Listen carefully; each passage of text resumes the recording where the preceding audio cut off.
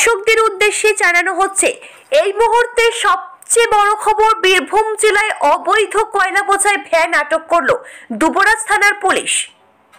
বীরভূম জেলার অবৈধ কয়লা বোঝাই ভ্যান আটক করলো দুবরাজ থানার পুলিশ। দুবরাজপুর থানার পুলিশ সূত্রে জানা যায়, ঠিক রাত্রে দুবরাজপুর থেকে হেতমপুর যাওয়ার রাস্তায় রাজবাড়ির কাছে দুবরাজপুর থানার পুলিশ কয়লা বোঝাই ভ্যানটিকে ধাওয়া করে আটক করে। ওই ভ্যানটির মধ্যে প্রায় 10 কুইন্টাল কয়লা ছিল বলে জানা যায়। ভ্যানটি কয়লা বোঝাই করে খয়রাশোল থেকে ছানুচ গ্রামের দিকে যাচ্ছিল। সেই সময় তখনই দুবরাজপুর থানার পুলিশ ধাওয়া করে ভ্যানটিকে আটক করলো। কয়লা বোঝাই ভ্যানটিকে গ্রেপ্তার করা হয় ভ্যান চালক শেখ নজরুলকে। তাকে দুবরাজপুর আদালতে তোলা হয়। এই কয়লা পাচারের সাথে যুক্ত কে কে আছে তা খতিয়ে দেখছে দুবরাজপুর থানার পুলিশ। বীরভূম থেকে কৌশিক গাঙ্গুলির রিপোর্ট, ওয়ার্ল্ড জনতা টিভি।